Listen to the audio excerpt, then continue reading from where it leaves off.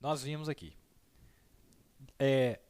Bom, Davi falou uma vez, não foi suficiente. Aí ele teve que falar de novo, né? Natan, muito inteligente, muito sábio. Davi, se você... Mas Davi por exemplo, eu já falei, pra que eu falo? Eu já falei, tá escrito. Não é? Ele falou de novo. Aí você fala, bom, agora acabou o problema. Aí ele falou, vai lá e faça tal coisa e unja ele rei. Aí proclamaram ele rei. Aí você disse assim, acabou o problema, né? Acabou o problema, né? Não, não acabou o problema. Vai para o capítulo 2 e veja o que acontece. Salomão já é rei, no verso 12, do segundo capítulo de 1 Reis. E Salomão se assentou no trono de Davi, seu pai, e o seu reino se fortificou sobremaneira. Opa, acabou o problema. Acabou o problema. Realmente a noiva está entrando nos eixos, ela realmente está operando o que o profeta disse que ela operaria. Então veio Adonias, filho de Agite, a Batseba, mãe de Salomão. Ormã Batseba, mas como que uma Batseba? Você não sabe o que está por detrás desse... Veio com a conversa mole, dá uma olhada aqui. Ó. Então veio Adonias, filho de Agite, a Batseba, mãe de Salomão, e disse ela, de paz é a tua vinda? E ele disse, é de paz. É de paz. Visitas. Se teu filho tem nome de paz, né, Shalom, mas eu também sou pacífico. Não é todo mundo que vem em nome de paz é pacífico não, viu? Leigo, irmão leigo. Não que vocês sejam leigos, né? Então disse ele, uma palavra tenho que dizer-te. E ela disse, fala. Disse, pois ele, bem, sabes que o reino era meu. Oh, mas peraí, gente. Como assim?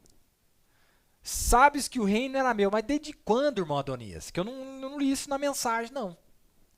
E todo Israel tinha posto a vista em mim para que eu viesse a reinar. Contudo, o reino foi transferido e veio a ser de meu irmão, porque foi feito seu pelo Senhor. Ah, mas, se foi feito seu pelo Senhor, como que era seu? Né? Assim que agora uma só petição te faço, não ma rejeites. E ela lhe disse, fala, deixa eu fazer um parênteses aqui, amado. Quando eu falo de ministério, você acha que você começa a pensar em pastores, não é, é um espírito que reina dentro da esfera da mensagem, que está nas pessoas. São dois tipos de ministério nas pessoas. Não estou falando de púlpito, não estou falando de pastor, eu estou falando do povo. Claro que começa no púlpito, claro.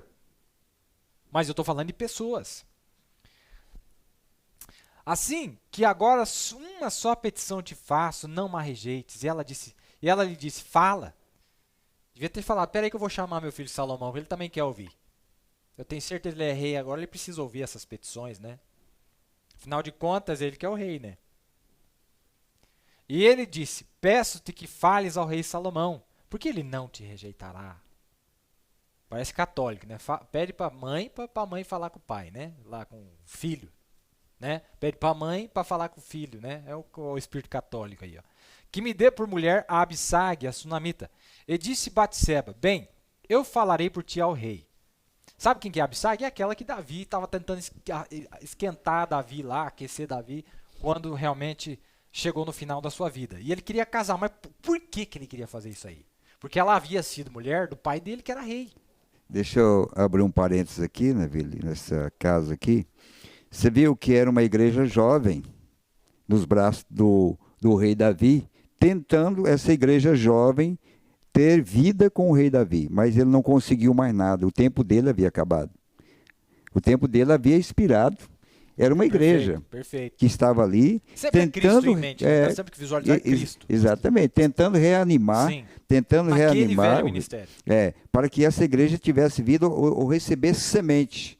Mas essa igreja virgem continuava virgem, porque o rei não podia colocar mais a semente nela, porque ele já não tinha condição mais. Perfeito. Agora, a cobiça agora é por essa igreja virgem. Essa igreja que estava se levantando, essa pequena igreja que estava se levantando, era cobiçado por aqueles que estavam ao lado de Davi. Com certeza. Agora veja isso aqui. E ela disse, então disse ela, só uma pequena petição. E disse Batseba, bem, eu falarei por ti ao rei, no verso 18, verso 19. Assim que foi Batseba ao rei Salomão a falar-lhe por Adonias, E o rei se levantou a encontrar-se com ela e se inclinou diante dela, então se assentou no seu trono e fez pôr uma cadeira para sua mãe, e ela se assentou à sua direita. Então disse ela: só uma pequena petição te faço, não me rejeites. E o rei lhe disse: pede, minha mãe, porque não te negarei. E ela disse: dê-se a Abissag, a sunamita Adonias, teu irmão, por mulher. Então respondeu o rei Salomão, mas pediu logo para Salomão, irmão, o homem que tinha mais discernimento, mais sabedoria, ele já captou na hora o que estava por detrás. Ele falou: mas minha mãe também é meio simples demais, né? Que é isso, gente? Não me conhece ainda? Então respondeu o rei Salomão e disse à sua mãe: e por que pedes a Abissag, a sunamita, para Adonias? Pede também para ele o reino, porque é meu irmão maior. Ele era mais velho do que Salomão. Não da mesma mãe, né? Pede também para ele o reino, para ele, digo, e também para Abiatar. Olha aí, ó, tá vendo? Ele captou tudo a turma, você falou: você não tá vendo o que vai acontecer? Vai migrar tudo lá. E outra, qual que é a promessa de ministério para essa gente aí? O meu pai tinha promessa, mas ele se foi. A promessa é para mim. E ele disse: para ele, digo, e também para Abiatar, sacerdote, e para Joabe, filho de Zeruia. Ele captou tudo. Falou: já sei qual que é a maquinação por detrás disso aí. E jurou o rei Salomão pelo Senhor, dizendo: assim Deus me faça, e outro tanto, se não falou Adonias esta palavra contra a sua vida. Agora, pois, vive o Senhor que me confirmou e me fez assentar no trono de Davi, meu pai, e que me tem feito casa como tinha falado, que hoje morrerá Adonias. Salomão é ruim nada. O pai dele falou uma vez. Falou, então tá falado. Não acreditaram, falou de novo. Aí mandou ungir ele, não é? E ainda vem com conversa ainda. E agora tem que ter dó de um homem desse? Ele tá confuso. Ele tá confundido. Então vamos acabar com essa confusão, ué. Mas o jeito de acabar com a confusão não é muito legal, não, aqui. Enviou o rei Salomão pela mão de Benaia, filho de Joiada, o qual arremeteu contra ele de modo que morreu. Acabou com aquele ministério. Foi o final daquele ministério. Mas que ministério que era esse? De Adonias? Adonias era o filho de Davi, amados. Agora, veja o que ele vai fazer com o ministério que acompanhava esse filho de Davi. E a Abiatar, o sacerdote, disse o rei: vai para Anatote, para os teus campos, porque és homem digno de morte. Porém, hoje não te matarei, porquanto levaste a arca do Senhor Deus diante de Davi, meu pai, e porquanto foste aflito em tudo quanto meu pai foi aflito. Olha aí, ó. Que coisa tremenda. Foi um grande homem.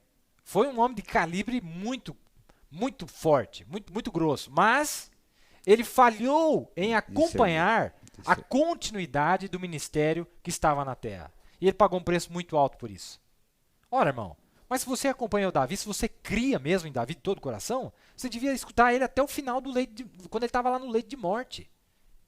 Ele disse que seria Salomão. Como que você está querendo fazer tudo isso aí? Não é? Mas sabe o que acontece, irmão? Ele viu uma oportunidade para ele ter o seu próprio reinado. Por quê? Porque ele pensou assim: bom, se eu apoiar Adonias, ora, Joabe está do lado de Adonias, um grande capitão, eu vou ter uma posição muito boa nesse reinado aí. Eu vou ter um destaque muito grande nesse reinado aí. Só que se eu estiver do lado de Salomão, eu já vi que Salomão ele não vai muito com minha fachada, e ele vai mais pro lado de Zadok. É Zadok para cá, Zadok para lá, Zadok, entendeu? Então ele se sentiu, falou: deveria ter sido humilde. Se ele fosse a Salomão, veja, Salomão, eu servi teu pai. Será que não tem uma posição? Eu gostaria de continuar te ajudando, gostaria de continuar. Então nós estamos vendo, irmão, que no momento que nós estamos atravessando, muitos acompanham, dão a vida por Davi. Olha aqui, ó. Por quanto foste aflito em tudo quanto meu pai foi aflito. Mas na continuidade do ministério, falharam. Falhou. Agora, eu não estou falando de púlpito, irmão. Estou falando de pessoas, eu estou falando de espírito que se movimenta dentro do terceiro êxodo. Lançou, pois, Salomão fora Abiatar para que não fosse sacerdote do Senhor, para cumprir a palavra do Senhor que tinha falado sobre a casa de Eli em Siló. Ele era o quarto. Tá vendo que Salomão foi quem cumpriu. Salomão, a sabedoria, falou: você é o quarto depois do Eli. Então é por isso que você tinha que fazer isso aí mesmo. Acabou o teu ministério. E lançou ele para fora, não é? E agora, olha, acabou com aquele grupinho de pessoas, irmão. Aquele ministério foi extirpado. E chegou a notícia até Joabe, porque Joabe tinha se desviado seguindo Adonias, ainda que não tinha se desviado seguindo Absalão. Ó, até com Absalão ele foi fiel com Davi. Mas quando chegou em... Sabe, irmão? Como que alguém vai com a cara de Davi e não vai com a cara de Salomão? Mas que preconceito que é esse? Sendo que... Então, irmão, isso mostra para nós que Salomão não tinha muita aparência de rei, não. Não tinha muita fachada desse grande rei que a Bíblia fala tanto, não. Porque Joabe não quis. Né? Adonias não quis. Não respeitava. Nem chamou o irmão dele para os bifes que ele cozinhou lá, que ele assou lá, para as picanhas que ele fez lá para os convidados, para quando ele foi ungido rei. Você está entendendo? Então, esse outro grande homem, Abiatar, também não. Sabe, irmão? Então é um negócio, um povo meio o Salomão parece que ele é meio... Não, meu pai falou, mas não sei não, viu? Acho que meu pai, não sei, eu acho que meu pai tá ficando velho, sabe? Algumas coisas que ele falou na mensagem talvez não é bem desse jeito. Não, é desse jeito sim. É a noiva mesmo, é Salomão mesmo. E disseram, e Joabe fugiu para o tabernáculo do Senhor e apegou-se às pontas do altar. E disseram ao rei Salomão que Joabe tinha fugido para o tabernáculo do Senhor, e eis que está junto ao altar. Então Salomão enviou Benaia, filho de Joiada, dizendo, vai, arremete sobre ele. E foi Benaia ao tabernáculo do Senhor e lhe disse, assim diz o rei, sai daí. E disse ele, não, porém aqui morrerei. E Benaia tornou com a resposta ao rei, dizendo, assim falou Joabe e assim me respondeu. E disse-lhe o rei, faze como ele disse, e arremete contra ele, e sepulto, para que tires de mim e da casa do meu pai o sangue que Joabe sem causa derramou. E vocês conhecem o restante da história aqui.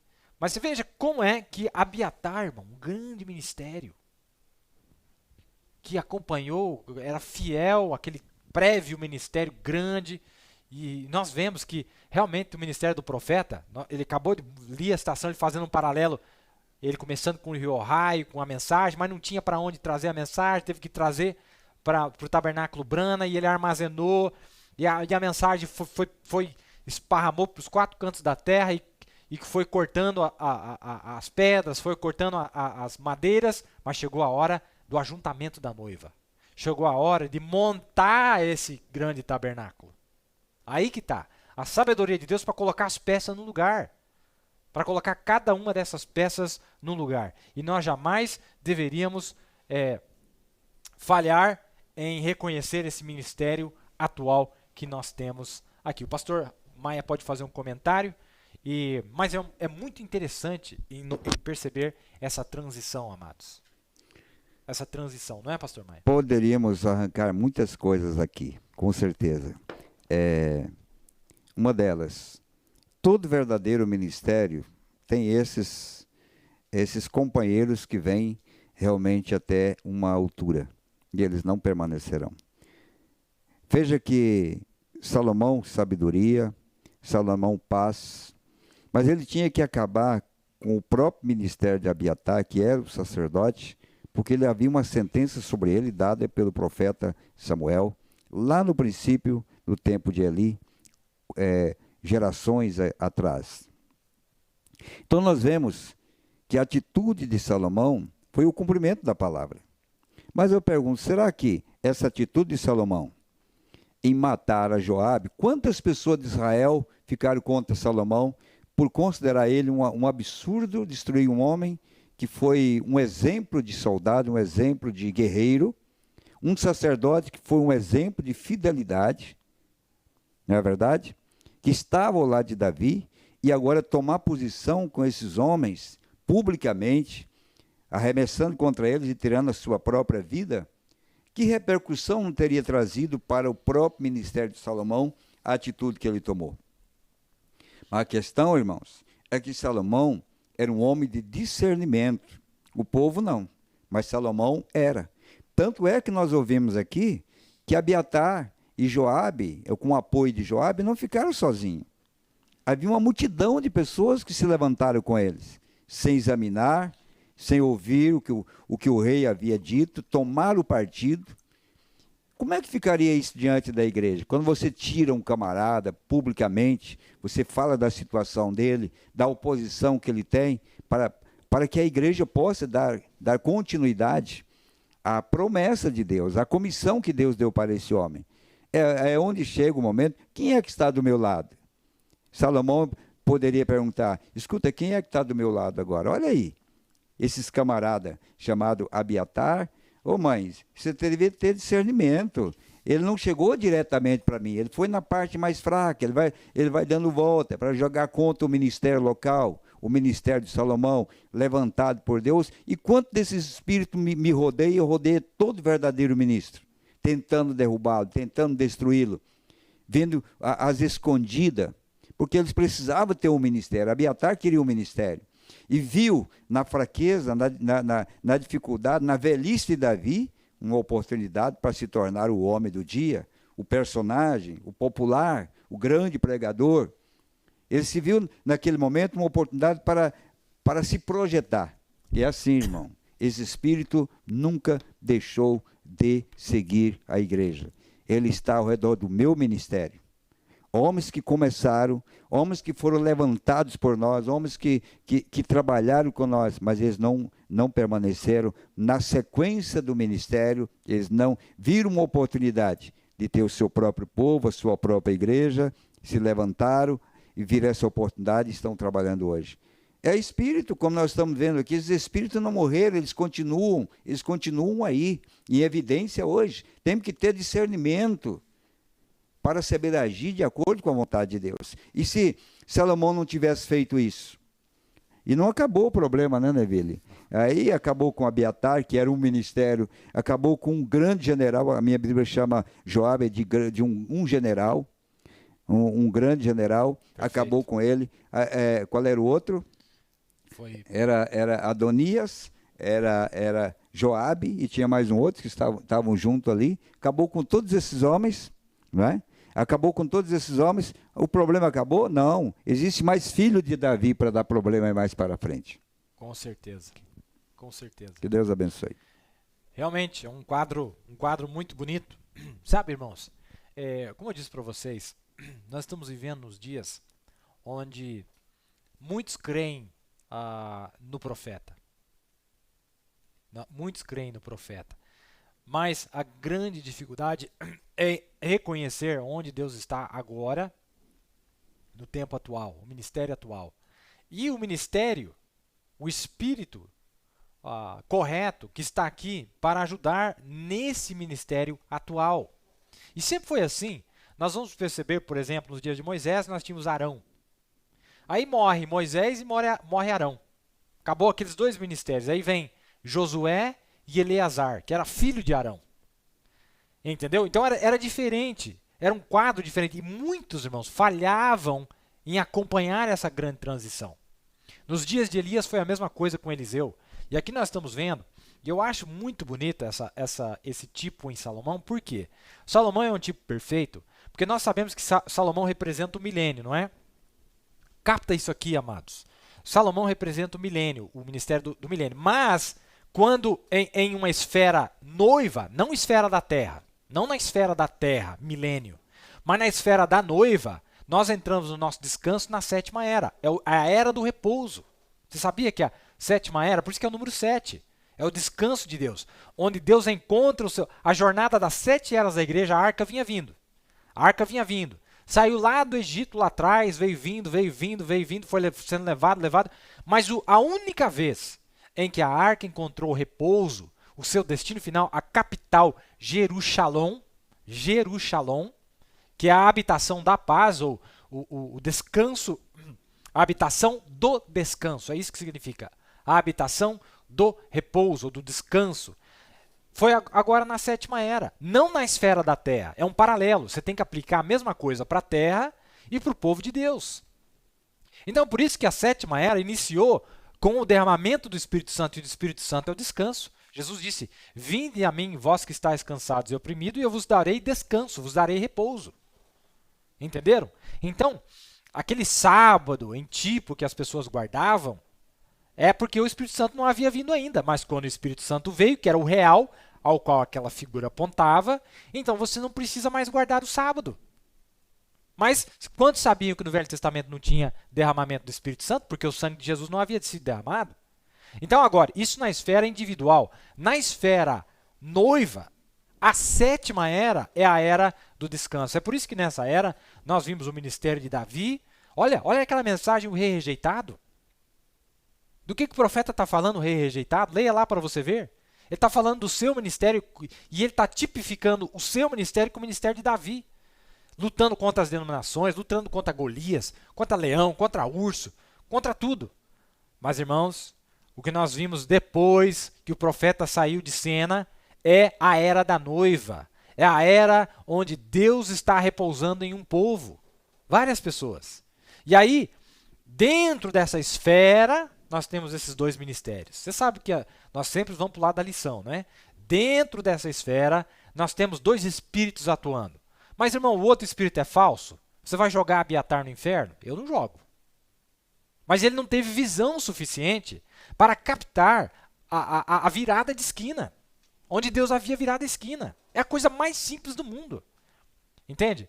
Agora, na América do Norte, irmão, deixa eu dar esse pequeno testemunho. Na América do Norte, nós vamos ver aqui na América do Sul, em contraste com a América do Norte, é um exagero em cima do profeta, não é? E lá na América do Norte é o contrário. É um exagero para o outro lado, pende para o outro lado. Você vê mais grupos pendendo para o outro lado, não é? E deixando o profeta de lado. Nós temos que ter esse equilíbrio. Quem seria Salomão sem Davi, amados? E quem seria Davi sem Salomão? Fala para mim. Olha, ele não conseguiu construir o templo de Deus. Se não fosse Salomão. Foi Salomão que construiu o templo de Deus. Que montou o templo de Deus. A montagem coube a Salomão. Tem tanta coisa que nós poderíamos mudar aqui.